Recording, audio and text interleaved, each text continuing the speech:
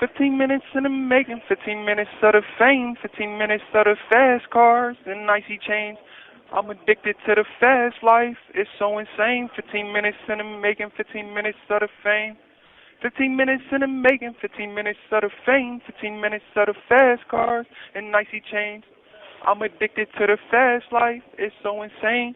15 minutes in the making, 15 minutes of the Welcome to 15 fame. Minutes of Fame. This is your handsome host, Khalil Murray, a.k.a. Kaiser. Assalamu alaikum wa rahmatullah to the Muslims, to everybody else. Salute. I'm going to say this. Not so much of the topic, but, just period. Because I just came in from the yard, had a nice workout, so I'm a little juiced and charged up right now. So I wanted to try to bring it down a little bit as I try to consider into the angle of going into this topic, because I don't know where you might be at while you're listening to me, right? You might be on the road, you might be on the airplane, you might be on the beach. Hope you might be on a yacht. You know what I'm saying? You might be in the grocery aisle, at the supermarket, or wherever you might be. With what I wanted to talk about, I just wanted you to get an idea of situations that people be in when things be, or I'm going to say this, when let things become too dire for them. Now, a lot of times, we all deal with problems and situations that we have differently.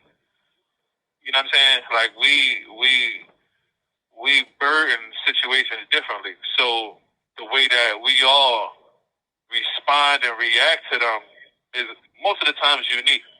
I remember having a conversation with my youngest daughter a few weeks ago, and we were discussing different things, and, I was bringing up how, sometimes pressures get so heavy for people, and then all they do is want to, maybe lay down and go to sleep and try to hopefully, all right, I'll deal with this the next day. And unconsciously maybe considering and thinking that, tomorrow it'll be better or it's going to go away.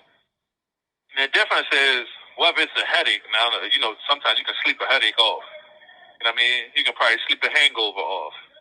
But when it comes to life's problems, or what our Creator may have put on your plate for you to have to deal with, and what has been decreed for you, there's no getting away from it. You got to deal with it. You know what I'm saying? That's your test. And that's your situation that you have to deal with. And due to that test being what it is, it's determined who you're going to be after it. You follow what I'm saying?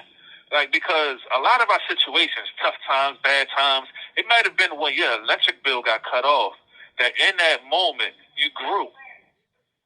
You became a better you. The same way if you was in a bad relationship before. And after it, you felt more committed to yourself with how you wanted to love yourself and how you wanted to be loved by your next significant other. And so it be through them hard times and them difficult situations. SCI, Come on, State Correctional Institution. This call is subject to recording and monitoring. It be in those difficult situations and in those tests and those hardships, in those uphill roads and them uphill battles that we find out what we made of. And a couple of days ago, they had us locked in, right? A guy tried to escape. And this is the topic that I wanted to go to. And I wanted to go there and hopefully give you, wherever you might be, like I said, in the air, on the road, beside your peoples in the car, traveling to your next, vacation destination or wherever it is that you might be. Here in prison, guys are serving all different kinds of time. Some guys got double life. Some guys got life with 50 to 100 years. Life with 30 to 60 years. Some guys got 10 to 20, 10 times. I'm talking about wild. We call it bow-legged.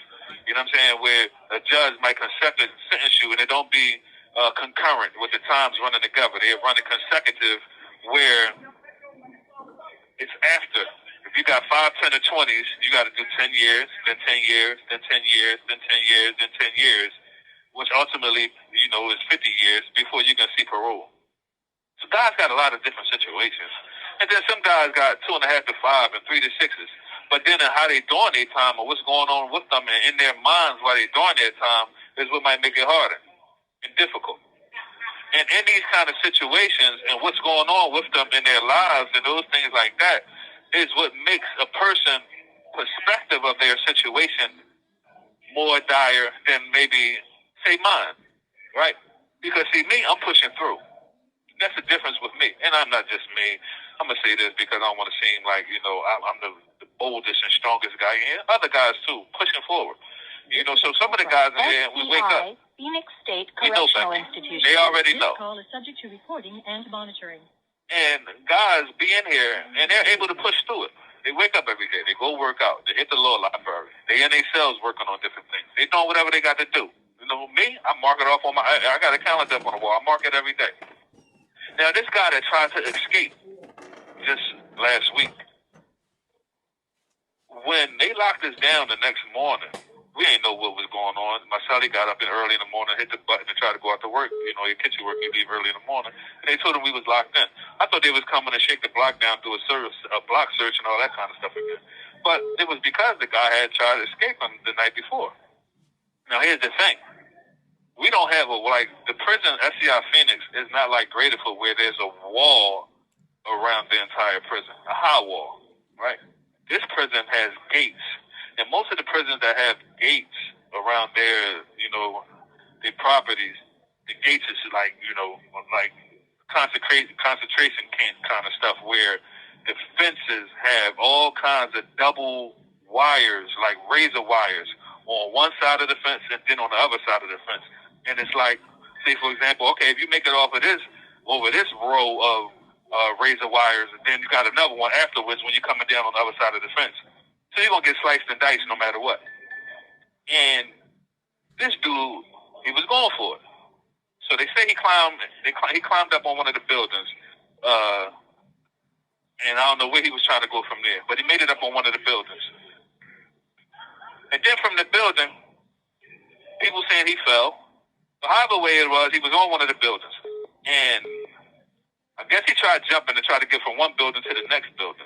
And these buildings is tall. Like our education buildings and all this kind of stuff, they got some height to them. Like consider maybe like a 2-story building in the neighborhoods where you grow up, residential properties, like a 2-story house. He like that kind of tall.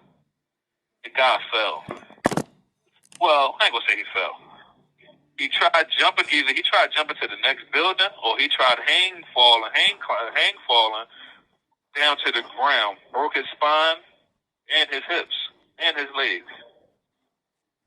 So they was looking for him because it was count time. They said that prior night, and they was looking for him, couldn't find him. And so how they found him, he had to crawl over to one of the intercom buttons. He had to crawl over to one of the intercom buttons to alert them and let them know that, I can't even fathom what he said. It's me. Like, did he say it's me, or come get me, or I'm dying, or whatever it was? But I was thinking about that part when I got the news of what happened. Like, damn, can you imagine that part? The exact people that you're trying to get away from, like your life and your next breath is dependent on now them making it to you in time, because it's like, I need y'all to get here. This joint done went wrong. Come get me. You know what I'm saying? And that had to be a humbling and a humiliating moment for him. Whoever he is, right? Because they ain't tell us who it was or, anything yet. But to that point, and hearing about it, and how they had us locked in, like, that whole day. And it was corny being locked in, but I got a lot of work done. I took the moment being in the cell, of course, set it up like this, set the typewriter up, did a bunch of, different things that I was doing. No, in fact, I'm lying. I didn't do no typing.